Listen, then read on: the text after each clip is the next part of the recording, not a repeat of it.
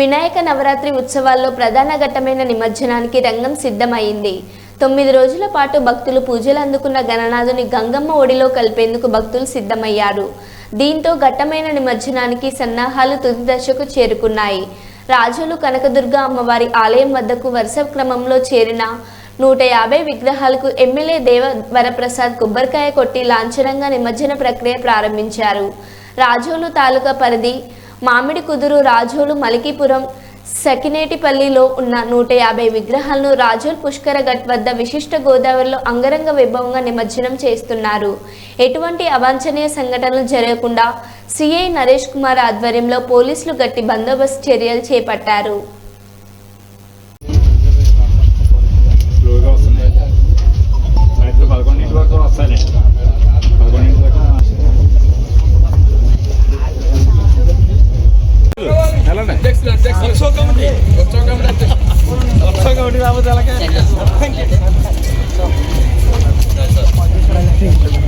Okay మన main centre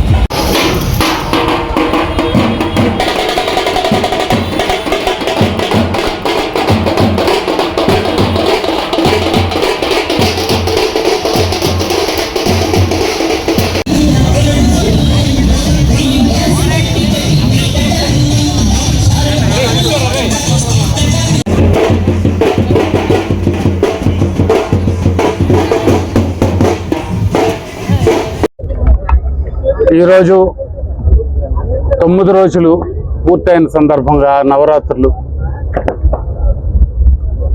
వినాయకుని విగ్రహాలన్నీ కూడా రాజోలు నదీ తీరంలో, వశిష్ఠ నది తీరంలో ఆంజనేయ ఘాట్ దగ్గర మేము నిమజ్జనం చేస్తూ ఉన్నాం. ఈరోజు నిమజ్జనం ఇప్పుడే ప్రారంభించడం జరిగింది. వందలాది విగ్రహాలు ప్రతిష్ఠించుకోవటం జరిగింది. ఎంతో భక్తి శ్రద్ధలతో ఈ 9 రోజులు భక్తులందరూ కూడా వినాయక మహాదేవునికి ప్రార్థనలు చేసుకొని, పూజలు చేసుకొని ఈరోజు నిమజ్జనం చేస్తున్న పరిస్థితి ఇక్కడ గమనిస్తూ ఉన్నాం. మనం చాలా ఆనందకరమైన వాతావరణంలో జరిగింది. గతానికి ఇప్పటికీ భిన్నమైన పరిస్థితి, ఎలాంటి ఇబ్బందులు లేకుండా, ఎలాంటి రిస్ట్రిక్షన్స్ లేకుండా మనం ఈరోజు వినాయక ఈ టెంట్లు వేసుకోవటానికి అవకాశాలు ఇవ్వటం, పూజలు చేయడానికి ఎలాంటి అవరోధాలు లేకుండా చేయటం, అలాగే ఈరోజు నిమజ్జనానికి కూడా అంతా మొత్తం యంత్రాంగం అంతా సహకారంతో ఎంతో ఆనందంగా, కోలాహలంగా ఈ వినాయకుని యొక్క ఊరేగింపు అలాగే నిమజ్జనం జరుగుతూ ఉంది.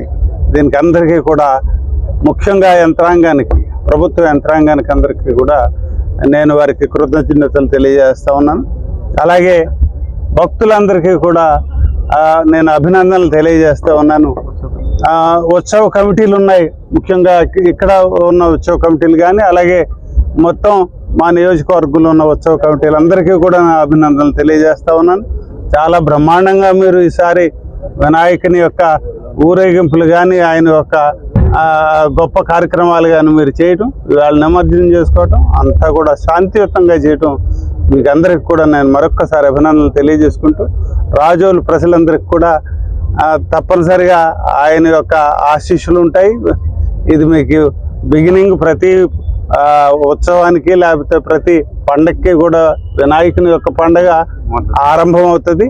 కాబట్టి మనం ఆరంభమే ఆనందంతో మొదలు పెట్టడం చాలా సంతోషకరమైన విషయం. కాబట్టి అందరికీ మరొక్కసారి అభినందనలు తెలియజేసుకుంటూ మనం ఈ కార్యక్రమాన్ని దిగ్విజయంగా సంతోషకరంగా చేసుకుందామని చెప్పి అందరికీ తెలియజేస్తూ నమస్కారం. జై గణేష్.